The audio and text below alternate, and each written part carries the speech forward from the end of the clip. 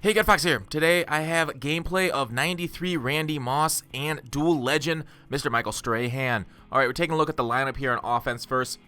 Mr. Strahan, on the other hand, has a very unique chemistry that he just got, and we'll get to that in a little bit. But Moss there, 6'4", 92 speed, 93 catch. He's got the elusiveness of 80, which is actually pretty bad. Spec catch 96. You're kind of looking for this guy, Moss, to catch the ball and just hang on to it deep. You don't really need him. He's not really like Brandon Cooks type. Getting deeper into the stats here, 96 spec catch that I talked about, the 90 route running, 90 catch in traffic, the 89 juke move, of course. So his run blocking is also pretty terrible. His deep threat chemistry ×2 on his dual threat is not worth it right now in the game, just because it only goes to tier 1. And you need a quarterback to really take advantage of the deep threat chemistry, +1 throw accuracy deep, +1 throw power, and +1 spec. So really you could say his spec catch is 97 on the dual chemistry, but it's not really worth the extra 500,000 coins that you got to pay right now for this card. But he's also got the route runner, which is really nice, +1 acceleration, +1 route, and +1 release. And that takes 2 cards too. So if you match him up with, say, Julio or something, you got yourself quite a deadly duo there. Let's get into Strahan and his special chemistry. The jump to snap chemistry is brand new to Madden.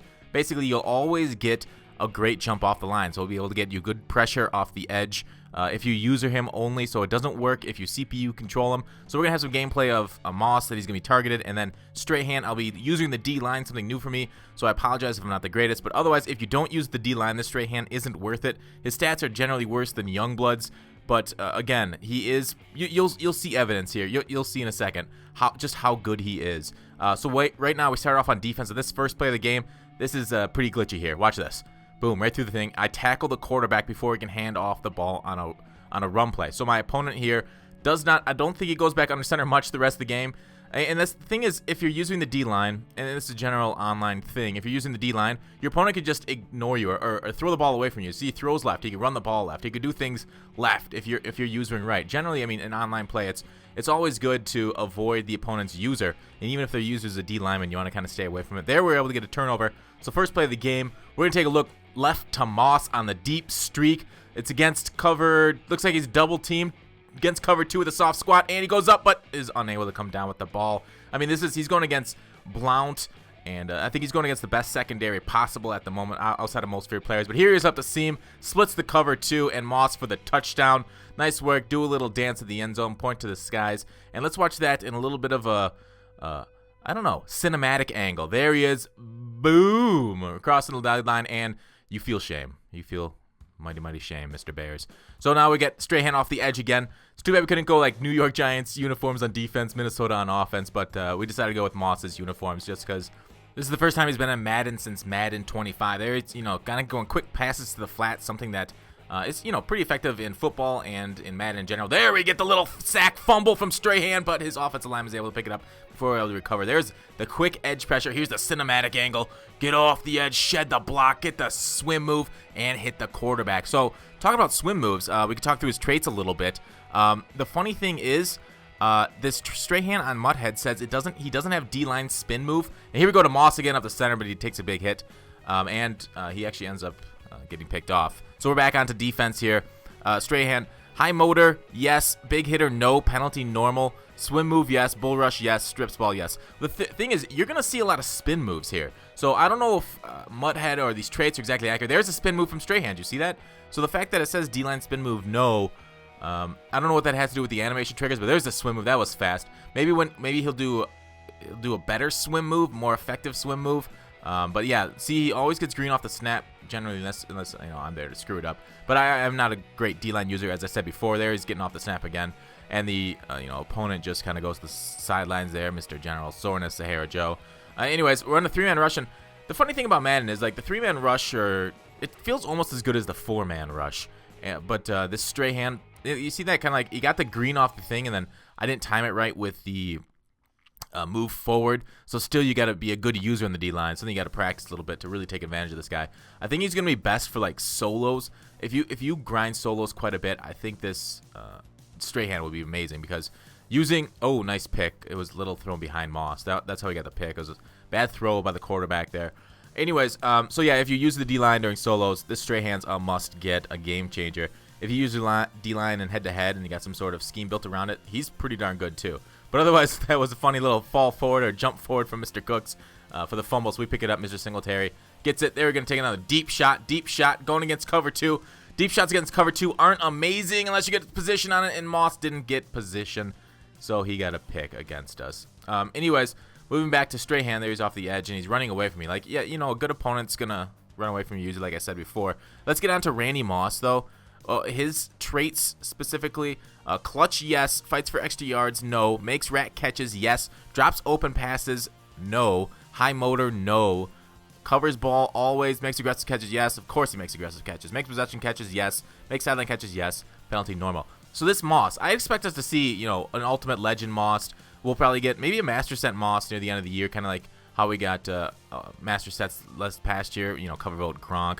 We had Marcus Allen. I think we'll get something similar for Randy Moss, maybe. I would think so, seeing he's the biggest name, if they have reds from next year too. But I will say this Moss has made tremendous plays. You know, you will see some misses here, but he takes some pretty big shots. And 2-on-1 coverage, he'll get picked. And sometimes, you know, picks just happen occasionally. There across the middle here to Julio. Of course, Julio's an amazing receiver too. And Julio's still the highest rated receiver in the game in 94. But Moss gives him a run for money at 93. I'm a little disappointed they only gave him 92 speed at this time. Since Cook has 93, I think Moss should probably be 94.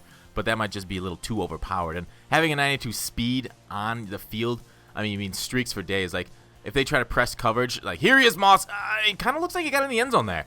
The game didn't give it to me. I really should have challenged that play. Looking back at the replay, instead I just kicked the 3 to take the lead for halftime. You know, hashtag no balls instead of going for it. But there's the Minnesota crowd cheering in their new stadium that Moss never played in. But Minnesota voters wanted it anyways. Anyway, so Moss will getting on the drag here. And I'm trying to use him in a little different situations. Here he is. And there he is. He will not break a tackle for you, like I said. His elusiveness at 80, truck at 47. You can't run behind him. You can't really do much in the game. Ball carrier vision, 89, but that's not a big deal for wide receivers. 88 spin move, 89 juke move. They're all under 90 for those things. There we just kind of get a little bad animation. You know, we use right there. Across, we just need to pick up the first down. So let's check down underneath. But overall, I would say Moss is the best receiver. I've used him. I not used him. You'll get some more gameplay of most feared with this Randy Moss, and you'll see him making a difference there. See, this opponent doesn't really press, so it's a little bit harder to streak people and go deep on them. Like here's just a bad pass, but an opponent in the most feared gameplay did, and Moss made a difference. I will say that Moss made a huge difference there, and going deep looks like out of the back of the end zone. Moss is, you know, not able to hang on to that. Double coverage against some of the best corners in the league. Here's a nice C route. He runs these C routes beautifully, and you really can't get a much better C router than him just because of his route running. And he does get +1 route running for his route running skill. Here's a cinematic wide, even worse angle of the C route that I showed before. But because of his height, he won't let those balls sail over his head too easily. You know, he's got the jump of 95. He could really just about do everything in the receiving game you want him to do, except for, you know, break tackles. You won't see him do that, like I said. But overall, am I pleased with Randy Moss? Yes, sir. Yes, sir. And my opponent makes another user pick. Nice play by him. Running a little man blitz, and I tried to get the ball out quick. You got it. So back to Strahan here. Against the run, I don't think he's like phenomenal. I think a user gets a bonus against the run when they're using the D lineman. So he'll get double teamed. There I get a failed power move or whatever, or the finesse move. And that's the thing about Strahan. You really want to get his chemistry active, his first chemistry, not just the jump off the ball chemistry, because that way you can get both his finesse and power move. His over 90, and EA has said 90 is the break point for a lot of their stats. So you can get you can hit the finesse and power moves and go with both of them very well, because finesse at 92 and power move at 89 needs to be upped. And I really wish his block shed was like 92 also, so he'd be just phenomenal against the run. Because right now he's great against the pass area. He's putting pressure on it, so our defender can make the interception, you know, causing a bad animation for him. There you go. Randy Moss, one-on-one deep. Oh, I just floated overhead, and Graham makes a nice Randy Moss type catch with one hand. So Aaron Rodgers not having the greatest day.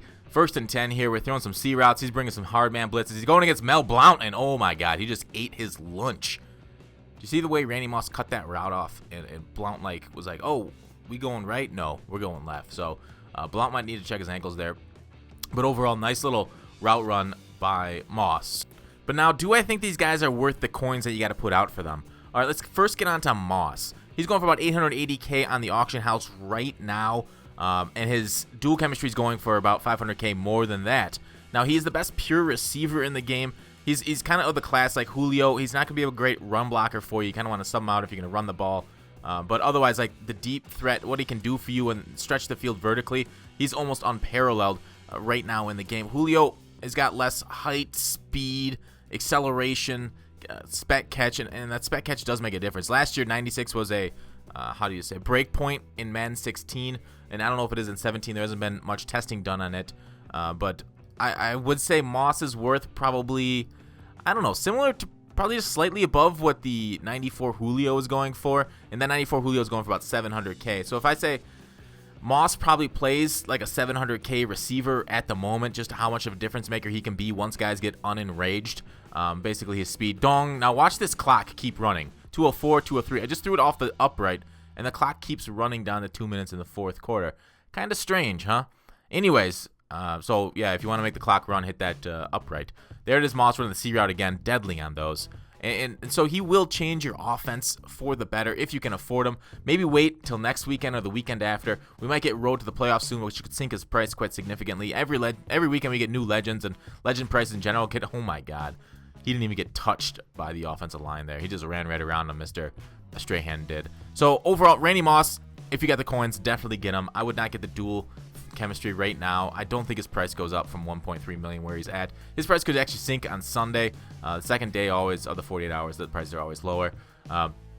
But getting on to Strahan here, do I think he's worth it? If you use the D line, definitely worth it. The dual chemistry is going for 350K right now. 350K for this guy, and the way he gets, I mean, unless you're an expert at timing snacks, like, look at that. I mean, that's intense. Like, he always, because when you get off the ball well, he has a better chance of getting a winning animation, especially if you can get off better than I can. Like, I don't get off the ball amazingly because I'm not used to needing to time the snap like I do here, but I do think he's worth the 350,000 coins because he is that good, unless you have some other way. Now, this is kind of weird. I got locked here. Do you see this? I can't move my player. I'm trying to move him up to the line, so I did a player lock to try to move him, and I couldn't move me for the snap, so that's another little glitch we saw. 2 glitches in 2 minutes. More glitches per minute than any other Madden YouTuber. That's my tagline.